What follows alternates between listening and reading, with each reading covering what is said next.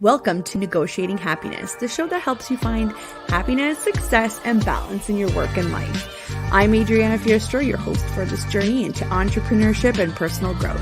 We're broadcasting live on 107.7 and 105.3 FM in New Orleans as part of the United Public Radio Network. We explore the latest strategies, insights, and stories from successful entrepreneurs and experts.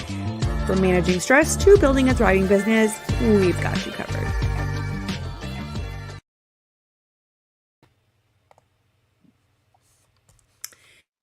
Good afternoon, everybody. Welcome. This is Monday, March 11th, and I'm your host, Adriana, and we are broadcasting live on the United Public Radio Network and UFO Paranormal Radio Network at 105.3 and 107.7 FM in New Orleans, and you are listening to Negotiating Happiness. So please grab your coffee, grab your lunch, and join us as we are welcoming back Ariane. How are you, Ariane? Yay, thank you for having me back. I'm very excited being here. I'm doing great. Thank you. How are you? Amazing. Yeah, I'm good. I'm just trying to, start another week, finish another week, and keep going like that until the summer.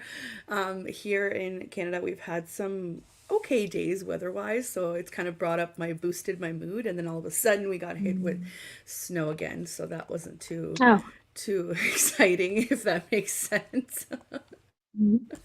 But other than that, we are good here. So remind everybody where you're broadcasting from. I'm broadcasting from the Netherlands, in Europe. So yeah, it's in the evening. I already have had my Monday kick off, and yeah. Amazing. So thank you so much for making the time. And what time is it there right now? 6:08. Okay, so it's about 6 p.m. All right. So you're probably getting ready for bed after, right? Exactly. Amazing. Wow, this is a part of my health, right? Having a good night's sleep of Exactly. like 8 hours. It's very important to juggle all the to-dos of an entrepreneur. So I yeah, feel I so value I my sleep. Of course, of course. I feel so called out because I definitely don't get 8 hours. So this is I guess a learning moment for me. Well, I wanted to go in a bit of an introduction for you again for those who are just tuning in, and then we're going to dive right in. I'm really excited about today's topic, which is how childhood wounds impact us in business and leadership, and I'm really interested to see how what your take is as a professional, right? You are an embodied leadership coach, and I'm sure you've got a ton of experience with this. So let's just get right into it. So if you guys weren't around when Ariane was with us last time, she is a pioneering coach and facilitator in the field of embodied leadership. Her holistic approach, leading with head, heart, and sexual energy, enables conscious entrepreneurs to manage stress, anchor and trust, and use the wisdom of the body in business. She offers one-on-one online support and in-person retreats to connect more to flow and intuition in business. She's got quite a few exciting projects on the go, including a select Telegram group that creates a learning community, and also an online summit. I will have links for everybody. So if you guys want to send in questions in the chat, we'd be happy to answer them as well. I'll send everybody a reminder in the comments that we are live and taking comments, questions, and so on and so forth. So tell us a bit about, how do you approach this, or how do you, when you work one-on-one with clients, how do you figure out that this is what, is impacting in the business, the, childhood wounds, and what's your experience with that right off the bat? Yeah, thank you for that beautiful question. Well, usually in the intake, when people come to me, this is because they're feeling stuck, they're struggling with some sort of pattern, and they keep on bouncing back all the time, and this manifests as in usually limiting their ability to be really successful or really wanting to be where they are, or like feeling very confident in the way what they're bringing forth. So in the first phase, when I work one-on-one with my clients, is about like really becoming aware of what are the patterns and what are the triggers of those patterns that come up that are giving this feeling of being stuck or feeling of like capping oneself or sabotaging oneself, right? In the way how we are leading ourselves, our businesses, and the people around us. And usually it manifests always in how childhood wounds particular manifest is like there is always like the same narrative around it. It is you find yourself usually in a lot of similar situations. This can be that you attract this, let's say, like this employee, and it's always the same type of employee, and it always comes to some sort of like dynamic that keeps on repeating and showing itself. Or it can also manifest as in feeling like one day I'm all into my business and the other day I'm like I don't want to look at it. This kind of like in and out relationship with business. So we're looking into what is the relationship that I have with my business, with the people in my business, or with the people that are connected to my business. And for this, it becomes very clear the patterns that are acting up, and then we're going deeper into really looking behind those patterns, deeper into what is the imprint that is happening. And I would say most of the things that are surfacing has some imprint in our childhood of a feeling of not good enough or not worthy enough. And this, of course, manifests in business. It can be manifesting. One of my clients recently, this was very interesting. She has had a really hard time to really hold her prices. So she's been always giving a discount, even though nobody has asked her for a discount. She was always like giving a discount, giving a discount, giving a discount. And of course, this can be a strategy in itself, but for her, it was not a, I raise my price so high, I'm discounting it for everybody. It was more rooted in her feeling not fully worthy of receiving the price that she's asking for. So we were going back into, okay, what has happened in her childhood? Where was this imprint? And how can she shift that imprint? How can she shift the pattern so she can stop sabotaging herself and stop not feeling enough for the price that she's asking? Mm-hmm. That's very interesting that you say that, because I've been in that situation where I felt like I needed to give people discounts in my services, even though, logically thinking about it, I've got the experience, I've got the education to back it up, I've got everything going for me, and I still at some point felt like, oh no, maybe this is too much, even though they've obviously agreed to pay whatever that price was. That is so funny. I would have never thought to associate it with something like a childhood wound. So for people like me that are sometimes aware of this, what would you recommend that people do to recognize these patterns? Like, how do you even recognize that you need help? What would you say? Mm-hmm. Well, I think journaling is a wonderful tool to add, as in really journaling around things that, I mean, it's not a problem if it doesn't bother you, right? If you're okay with it, then it's not a problem. But usually these things, they're rising because there's a part of you that knows that this is not okay.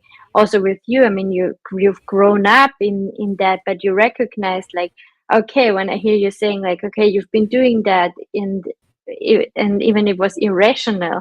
So there's already a judgment of like, okay, it was irrational. So the moment when there's like some sort of inner conflict around some behavior, this is a good indication that there's something deeper underneath it that we can shift around it. So journaling for sure is a beautiful tool that can be installed to see, like, okay, for example, I have this practice um, that where it's about, because these things, they're more like in the subconscious, right? So it's not like not for everybody is conscious. So the good practice is work could be like, okay, I give myself 2 minutes and I write down on a piece of paper, success is, and then I keep on writing as many things as I can, what success is. Success is, success is, success is, success is. So 2 minutes, and I keep on writing, and through this I can hijack my conscious mind, even though I don't know anymore. Keep on writing, success is, because there's something more coming up in that practice. And then I go in a second round and I say, like, okay, if I think of myself as successful, this ... what is coming up? And then you write down what is coming up. Do you think about yourself as successful? And then, like, what if you think of yourself, what is coming up? So you keep on writing around that 2 minutes. And I think it's very important when we want to hijack our subconscious mind that we stick to a time and we stick to like a repetition, some sort of repetition. So this is how we can go like deeper. And if we go fast, we can go deeper into what comes up behind that. And then I can have a look and I can see, and they're like, okay, interesting. I didn't know that there's a part of me who feels like success is evil, for example. Like when I write this, and then I can be like, okay, whatever comes up for somebody, like when I did it the first time for myself, I wrote that success is something only for men. And I was like, fuck, where's this coming from? It really hit me hard, because this was never an imprint, but somewhere it was in my system. Otherwise I would have not written it down, right? So I could go deeper into dismantling why I believe that, and also like having this very strong patriarchal view on it. So it was a good healing opportunity for me to shift my my relationship to success. Yeah. That's very interesting that you say that, because sometimes when I think about success, I only associate it with like the corporate world. And I've slowly started not liking the corporate world. So that's very funny that you say that. It's very interesting. I mean, it always comes down to, taking the time, doing reflections, doing an exercise that might help you figure out, is there something else there? And I always say this because to me, I'm not a professional, so I tend to categorize things however my brain understands them. So to me, it sounds like everybody just needs therapy, right? Like everybody just needs some form of therapy where they're allowed to reflect, and not necessarily in the traditional way, because to me, this is also therapy, like doing the work, doing the exercises, doing, having a moment of silence just to sit in your thoughts is also to me therapy, because I find that nobody has that anymore. Because when you have that moment of silence, you turn on the TV. When you have that moment of silence, you go and, I don't know, make a snack, or you go and do some laundry. That's not a moment of silence. That's not a moment of sitting in your own thoughts.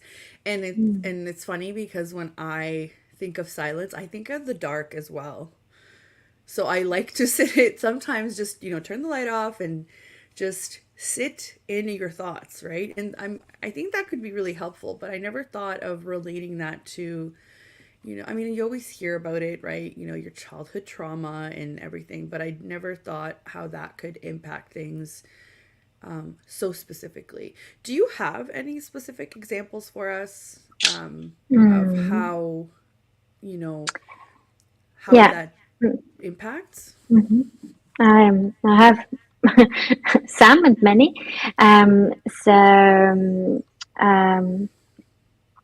In the school of somatic experiencing from Peter Levine, its trauma is understood as a dysregulation of the nervous system.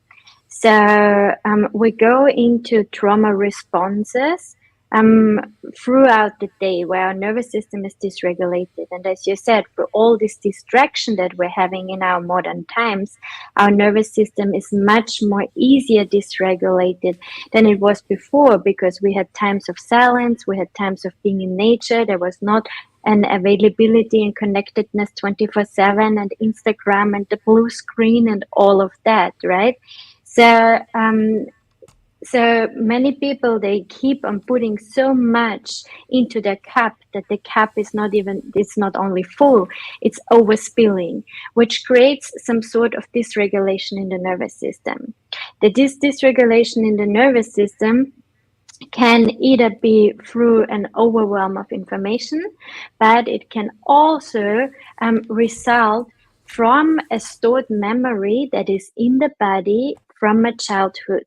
So, like, our body stores all our experiences because, like, our body goes with us through life. So, when there is something traumatic, as in there's too much too fast happening to me, and I don't have the possibility to process this, what is happening.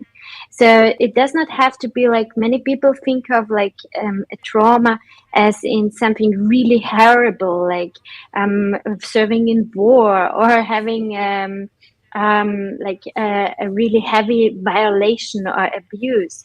But it can, there is now a differentiation between big T trauma and little t trauma, whereas big T trauma is more heavy and little t trauma is less heavy. Yet it is something that happened to us where we didn't have the chance to fully process what has happened to us.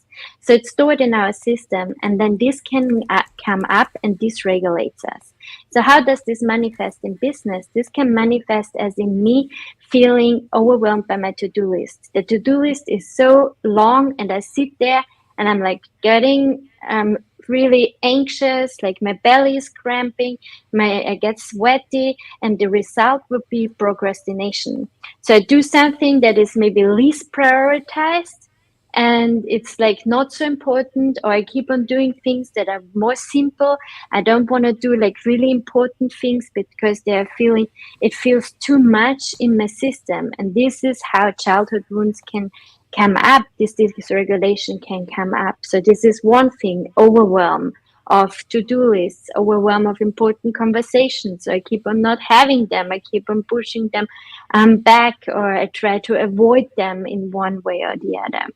And another way how this can manifest is because we're kind of constantly frying our nervous system, we're running more in survival mode than in thriving mode. And in survival mode, we're having very limited ability to our thoughts.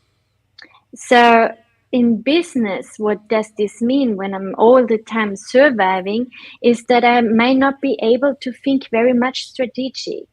I might make more my decision making more impulsive than really like an entrepreneur with like risks and assessments and all of these things.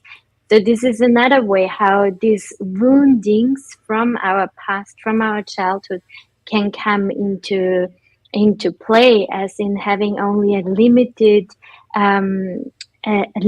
perspective, which also results, of course, in a limitation of our creativity. Mm-hmm. So, like, people usually have also the tendency to feel very caged when this comes up. And another thing that I see a lot in my clients, how this manifests, is that people with trauma, already said, around this worthiness, like really owning your price, like really feeling worthy. And on top of that, having very loose boundaries. So it's this tendency, I want to please my client, I want to make it like over deliver. So there is like always a little bit of like some sort of pleasing, of people pleasing attached to it. And this is how it comes up, that I'm over delivering, that I'm like going the extra mile, but for everybody. And then I feel overwhelmed because I keep on over delivering and I'm underpaid. So, right. And then all of it comes into place, right? So like really having clear and strong boundaries is Yeah. another one. And I think I could go on a little bit more, but I stop here for now. That's okay. I think that I just want to go back to the part where you talked about how we spend more time in survival mode rather than thriving. I relate that to when you're tired. And a lot of people don't realize how much less efficient your brain is when you're tired. Like, yes, it makes sense, but when you're so used to doing it every day, you're just, I'm fine. I can live off of 6 hours a week, a night. And I'm talking about myself here. You know, I am the number one culprit for this. And I related to that. They're so used to being in survival mode that they don't have anything to compare it to. They don't have the thriving mode to compare it to say, oh, wow, you know, I'm really not making the best decisions. I really can't strategize. I really can't do this to the best of my abilities because I am, you know, I'm whether it's sleep, whether it's, you know, other or you you just don't have the capability of understanding that, yep, I am, you know, operating from a place of fear or a, you know, because that's what it ultimately is, right? It's a place of fear that you're not pleasing your clients, you're not pleasing your, I don't know, colleagues, bosses, your worker, you know, your employees, your coworkers, whatever that may be. So it's hard for people to notice those patterns like you were talking about because they don't have anything else to compare it to. So this is why it's really important to carve out time to do some self-reflection, or why I say this even in my line of work, it's important to have those auditing tools of how is your business doing. You are part of that business, so really you should be auditing it as a whole, right? Especially when you are the head of operations, right? So that's very interesting. And when you talked about boundaries, that's such a true thing, and I find myself doing that too, where, you know, I'll answer on the weekends and I'll give clients my personal number and they will reach me directly, whether it's 6 p.m. or 10 p.m. So that's definitely something that I feel like every entrepreneur struggles with. Mm. Yeah. What about what about somebody's ability to recognize it? So let's say you're at that stage, right? So you've recognized that there's something wrong and this could go further into your, you know, childhood wounds. What would you suggest you start with? Maybe somebody's not super open to doing either therapy or any kind of coaching. How would you suggest they start dealing with the Mm. problem? I mean, Well, as I said before, like our navigation tool is the body, right? So starting with bringing the body into business as a business asset and really starting to connect to the body, because many times people, they don't have they really like, why should I connect with my body in business? Yeah, because of that, right? To really yeah. feel in my body where, like, what is happening, like really bringing the body on board, because trauma comes, or these patterns, these programs, the childhood wounds and their impact on our way how we're doing business strongly resides from our body.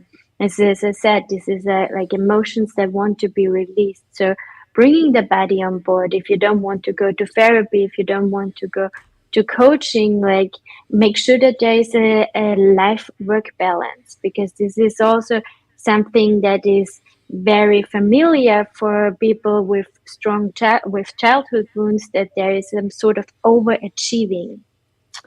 So mostly there was a little too little gratification and validation from the parents in the childhood, and then the work becomes like a, now I'm gonna prove it, Hmm. now I'm gonna get the validation that I have been missing. And there's this sort of overachieving, this sort of like always being on, always being in my business, very hard time to get out of that. So starting with having like really times of business, on business, and times of off business, being more disciplined with the work life balance, and being honest to yourself. Okay, am I business on a Saturday? Am I business 7 days a week? And do I have to be business 7 days a week?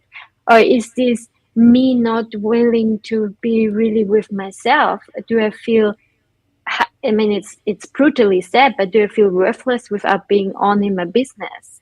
And Right. underneath, like there is an imprint, right? That there's a part in myself that believes that. And this is not conscious, but seeing like, okay, what is my relationship to my business? Is my business an entity on itself? Or is my personal well-being totally dependent on the well-being of my business? So Right. things like that, to start investigating with work-life balance, relationship to business, um, to get going, to get started, and then the aha moments come in, and then the awareness comes in. But also, I want to say that awareness is very important in that journey, but it's only half of the equation. So also we need to bring in the body, the embodiment, to Mm-hmm. shift things, because Yep. many times, don't know, maybe also you know that many times you're very aware of what is happening and you see yourself doing the same thing over and over and over, and it doesn't help you that you know that you do it and that it's not good for you, right? So it's like, Right. okay, awareness is half of the medicine, but the other half is to really like see, okay, how can I shift this in my body? How can I release this in my body? And this is where then the coaching and the embodiment tools come in.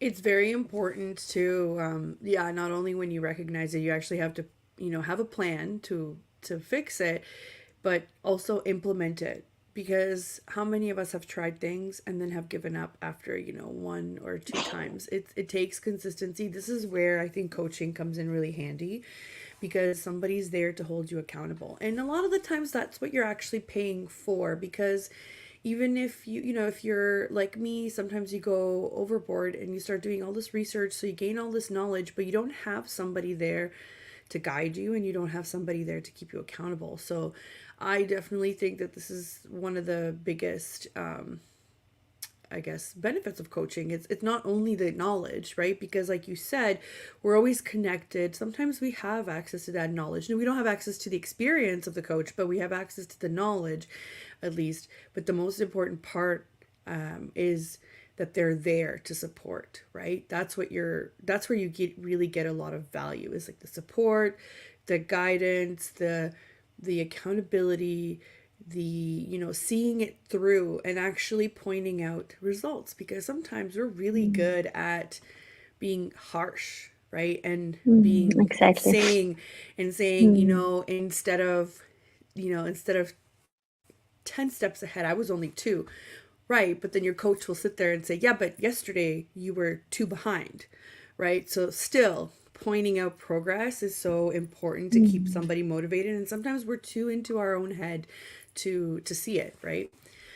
So Mm. before we go Absolutely, on, yeah. Hmm. I just wanted to do a quick station intro, since we are just over halfway here. So, for those of you just tuning in, you are listening to Negotiating Happiness, and we are live on the United Public Radio Network and UFO Paranormal Radio Network at 105.3 and 107.7 FM in New Orleans. And just a quick reminder, if you guys want to watch some of our shows on TV, go ahead on Roku TV and search us up. I am here today with Ariane. She has come back to us, and we are super grateful. And today we are talking about how childhood wounds impact business and leadership. So, if you guys are just tuning in, or want to, go back and listen, we will be on all of our archives, and we are streaming on all popular platforms as well. So we are here. I wanted to talk to me a bit about your new project, because I was super excited to hear about this. So all I know is that it's an online summit. I will post the link in the comments for everybody, but it's also swiping across the screen here. So what is betterrelationsmethod.com? Wonderful. Thank you for bringing that up. Well, this online summit is mainly about how trauma impacts our ability to relate. So it's relating to humans, relating to friends, relating to peers, relating intimately as well. So in this summit, I have gathered 15 experts in the field of relationship, trauma, tantra, and conscious sexuality. And I asked them, why is it so hard in our modern time to have really the healthy and fulfilling relationships that we are so craving and desiring? And what does it need in order to get to these relationships? And again, we're talking about how our imprints, our patterns, our wounds are impacting us in the way how we're relating. And it doesn't matter if it's relating to business or if it's relating to money or if it's relating to your intimate partner. There is always some sort of repetition that indicates that there is some unfinished business, like something that has happened to you in your childhood that wants to be finished, but it's keep on coming up and keeps on sabotaging us and hijacking us in the way how we are relating, in the way, in our capacity of holding love, in our capacity of holding success, in our capacity of holding power, and all of that. So this summit is the intention is to normalize this conversation and bring more nervous system dysregulation and little T trauma, like this awareness into people, because through this awareness, it can shift so much how we are actually relating to everything that is ourselves and also everything that is around us, through knowing, as you said before, like, what if people don't know? This is the place to get this information, to educate yourself and to become aware of like how our childhood imprints can impact us in the way how we're relating. So yeah, I'm very excited. I have had amazing conversations throughout the last 2 months. There's going to be a live opening and a live closing circle that I will be guiding, where we go deeper into tools that can help to regulate that nervous system and to find to a space of like deep relaxation, where we can also access our pleasure capacity fully and bring that capacity also into the way how we are doing business. So yeah. I just for anybody listening, I just popped up the website here on the screen. It sounds really exciting, and it's the 19th to the 26th of March, right? Mm-hmm. It's the 19th to the And we 26th of are, I'm March. just It's for scrolling free. down. Mm-hmm. Yeah, and I'm scrolling down here, and you have your lineup up here, which is super exciting. So if anybody wants to check out who will be speaking, all lineup is posted. It seems like you've got an array of people. There's so many. That's amazing. We have Very 15 nice. speakers from. Mm-hmm. Sorry. Yeah, and you can sign up here on the main page, correct? Exactly. Wonderful, wonderful. Well, I hope that everybody signs on. I will post it on my socials as well. Thank you for bringing this to us. Thank This is super you. exciting. And what are your, as an entrepreneur yourself, what are your hopes for this summit? What are you hoping that people leave with, or even from an entrepreneurship perspective, not only like a coach perspective? Because I mean, this is a big deal, and I want people to understand that pulling all of this together and getting 15 experts, it's a big deal. So congrats, Thank you. Yeah, I've been working hard the last months, that's for sure. Yeah. Well, for me, I have been traumatized. I have had multiple things that have happened to me, little T trauma, I would say. And for me personally, this education has helped me so much in understanding myself better and shifting the way how I relate, not only in my intimate relationships, but also in the way how I'm relating to my business. In my first years of business, I was so triggered by my business that I wanted to leave it every week. I was like, I'm not gonna do that. I was so scared of being visible that I almost had like short breath and like shaky hands when I would post something.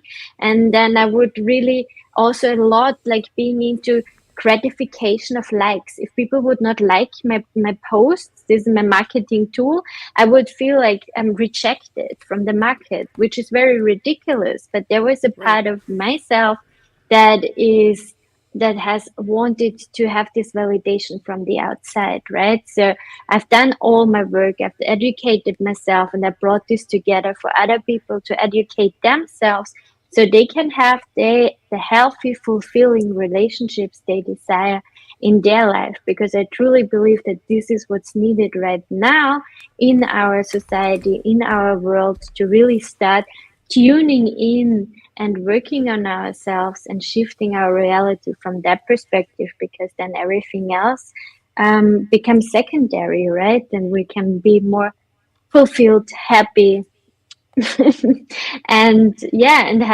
have the life that we desire. Because even here in our Western societies, so many people live in abundance and they cannot see it, right? So it's like, okay, how can I be able to shift that and live from a place of fullness instead of a place of neediness in no matter what relationship I'm in. So this is like my call, my desire, my mission to bring this word out to the world. And of course, I'm also using it as a platform for myself to launch a program afterwards. So from an entrepreneurial perspective, yes, I do it because I want to spread the word. But yes, I also do it because there's this method, the Better Relations method, that I work with also in my practices, and I'm gonna launch the Better Relations Method training for coaches, therapists, healers who want to bring in this modality and help their clients in shifting their way how they are impacted by their childhood wounds and patterns and trauma. So Which is yeah, which is answering so your so important, because I always find that I'm just thinking of the little psychology that I know. And you learn about all of the basics. You learn about the the famous names, all the people that have pioneered the industry. And I'm just comparing it to this, but obviously it's a little bit different.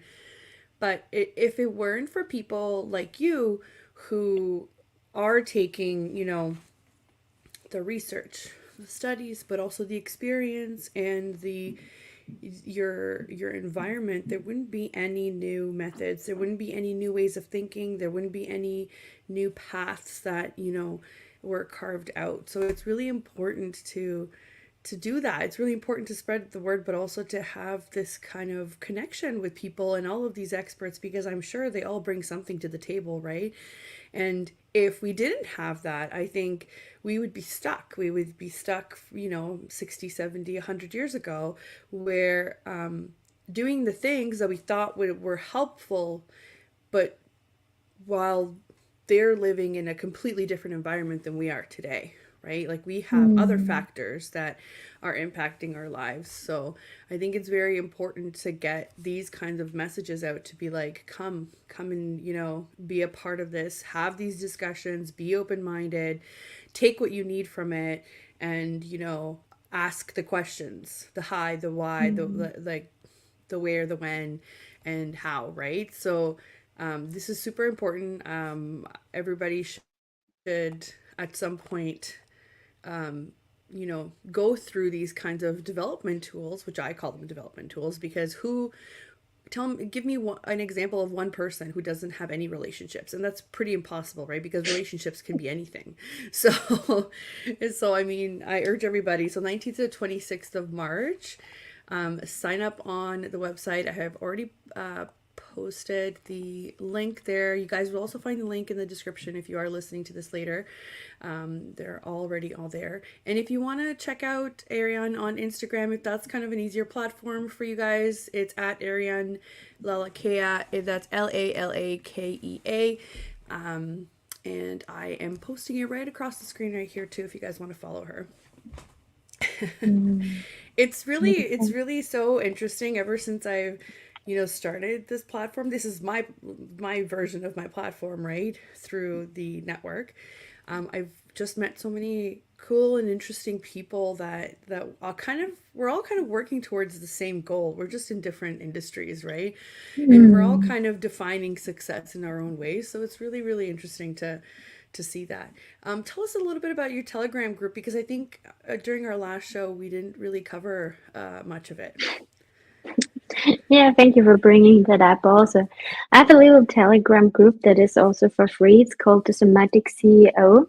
And I give tools and practices for self-reflection, for like really embodiment, some small things every now and then into it, with the invitation for everybody there to to use this as a little bit of an input for starting the process in in increasing our capacity, because at the end this is what it comes down to, right? All the work that I'm doing, it's about increasing your capacity, the capacity of love, the capacity of success, the capacity of power, and as you said so beautiful, also the capacity to define what love, success, and power means for me. I think this is something very beautiful that is accessible for us in our times now, that we have this freedom to really define that in our own terms, and are not obliged to follow some certain structures, or even as women we're not even having the possibility to be entrepreneurs, right? So like really beautiful to have this and to use this and to really own that power and step into self-responsibility, and with this into self-creation, and of designing the life that we're wanting, because life is happening through us and not to us. So I don't know, for some reason I cannot hear you anymore. Is it only me? No. Oh yeah, now you're back. There you go. I said that's a really interesting statement to make, that life is happening through us, not to us. I feel like a lot of people don't really understand that, or they think they do. We have a lot more control than we think we have. And I think it starts right down to the way you think, right? Or the way because you can limit yourself right from the beginning. And the beginning is like the beginning of a thought. So that's very interesting. This is why it's so important to have connections with people that are like-minded and that want to have these discussions, because how many times in your day do you sit there and start pondering life? Or how many people do you have in your life that you can do that with? Probably not very many, right? But yet we talk about chores and work and groceries and driving here, driving there, and getting the kids to soccer and doing this and doing that, right? We have time for everything else that's keeping us kind of Busy. stuck and busy, but we don't have time to ponder the rest of the things. Okay, so and I'm not knocking it, because I am in that too, right? I am in the whole parent mode and adult mode and business and work and whatever else. But I think being intentional about time means that you also get to make time to have access to these kinds of development tools, right? Talk to people about what does that mean to you, and what will that spark. Well, I don't know, in the last little while I kind of realized I don't want to work for the rest of my life. I don't want to, like, how can I create my life in a way that will support what I want, right? And I know that I understand that some people don't have the options that I do, right? But to a certain extent and capacity, everybody has the option to think positively, or not just think positively, because that's been overused, but to not limit yourself in your thoughts, right? Mm. Not to limit yourself in your thoughts and your actions so that you can change something about your life. So we're not talking about privilege. I understand. Yeah. We have that. We have privilege, and I recognize it, and it's, and the other part is I also worked blood, sweat, and tears. Okay, that's all I have to say. Blood, sweat, and tears. But I don't want to do blood, sweat, and tears for the rest of my life. So this is Mm. where you start kind of framing your thought process around what you do want, and you put the worries aside for a minute and say, okay, how could that work? How can I Mm. make that work? What kind of support do Mm. I need? And then if you Mm. don't have ideas, this is why a group like that would be super beneficial, because you are open to everybody else's perspectives. And like you said, we're all connected. We're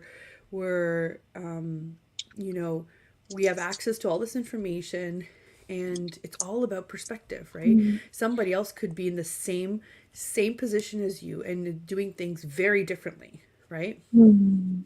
Yeah, exactly. And that's the thing, right? As as you said, I think we went deeper into that last time. How can I bring in more this feminine energy, more like my heart and the energy also from my life force energy into the way how I do business, and through this feel more vital at the end of the day, feel more connected, feel more creative, feel more trusting, and all of these things they come from the body. And from little shifts, I think that many people they think like, oh my god, this is so out there, and as you said, they project like, well, they have this privilege being in the position, but no, also me, I mean, we are in the system, right? So Yeah. I'm part of the system. I'm not out of it. I also have my responsibilities and all of that, but it's like, okay, one simple breath, like if I keep on breathing more consciously, deeply, if I keep on shaking my body every now and then, this already shifts a lot. It doesn't need major, tremendous changes. And in the Telegram group, this is where I give these little biohacks that can be implemented very easily, that have a huge impact in the way how we feel and lead and hold ourselves. And from also for this, it gives new perspectives. Mm. Yeah, totally. I'm super excited to dive in. I'm gonna try and make some parts of your summit there, because Yeah. I'm interested in hearing you and like some of your experts talk. So hopefully I can fit that in my schedule. I'm your like typical entrepreneur that is like overwhelmed and sleep deprived and everything, but I am aware. So we've got the first part down. We got to do the other parts, right? So I'm gonna try and fit it into the schedule. But it's crazy how we're already almost done the first quarter of 2024. Like, where did the time go? Felt like January was 82 years long, but then after that, everything just came so fast. So I'm gonna try and fit it into the schedule. I do try and carve out time. Like usually Mondays are a little bit more, you know, I lean towards my business rather than my client work. So a lot of the times I'll try and, Yep. excuse me, I'll try and sit down to figure out, okay, what am I doing next? Like, do I take a Mm. call, or do I network with somebody, or do I, check out a summit or anything like that? So, highly recommend that people carve out, Mm. make it a thing in your schedule, right? Implement it and then follow it. I'm not always good at Mm. following it. Sometimes client work does come up because of emergencies, but typically speaking, Mondays are kind of like for my business and for me. So, and for the show, right? That's Mm. largely why I picked Monday as well, because it allows me to think and to talk to people like you and to find people like you that kind of, all work around the same line. I do like to bring in guests that, have not similar views, because we don't go into views or anything like that, but similar approaches to business, which tend to be very positive and open and not very like corporate or competitive, or they're Mm. successful because they're able to bring about change in a Mhm. in a positive and open way, and they're open with other entrepreneurs. I think that's really really important. So I really appreciate you coming on again and giving us some more information, and Mhm. hopefully that's gotten people thinking about maybe, maybe I've been struggling because there's something in there that was fundamentally wrong, or that has left an imprint on me from a really long time ago, right? Mhm. And from my own experience, you might not necessarily know that that's what happened. Mhm. You might not necessarily remember. So, Exactly. And I also want to add here that um, to take off a little bit this idea that I have to know what happened, because in the end, it doesn't really matter what happened. Like what matters is how it's impacting you in the here and now, and how you can shift that impact, right, right? So I'm right. not going into like, okay, we're figuring out and we're gonna pin it down and we blame the father or the mother, because they also did their best Yeah, yeah, as they could, right? So it's about really like, yeah, okay, it doesn't really matter what happened. It matters how we move on from here. yeah. Totally. I agree. And sometimes it's not the mother and the father, right? It could be somebody else in your life, or some sort of, experience that you had gone through that you were not necessarily ready for, right? So that Exactly. could be it too. But it's very interesting. And I do think that I'm sure there's science behind this, and I'm sure I've read it before, but writing things down, not typing them, not like actually sitting down and writing things out, somehow wires the brain differently than us sitting at a computer and typing it out. So look it up. I'm sure I can't quote you where I read it from, but it is very different than sitting and typing things out. So it's just like Yeah. journaling. Why journaling is really effective for certain people, because of that exact same thing. They sit down, they write things, Yeah. and you're just within your There is thoughts, right? many story, like many scientific foundation Studies. around the power and studies around the power of like journaling. John Kabat-Zinn, for example, is using it a lot in his teachings. Also, there is a woman called Julia Cameron who is doing this thing called morning pages, where you sit down every morning for the first 10 minutes and you just write down whatever comes to your Yeah. mind. Also, a way to really get into a little bit the subconscious that is Yeah. in the end ruling our way how we are behaving. Yeah, no, it's Mm. really great. Well, we've come to the end of another show, which always flies by when we have such interesting conversations. So thank you again for coming, and thank you for everybody that was listening. I did see a couple highs and hellos on Instagram.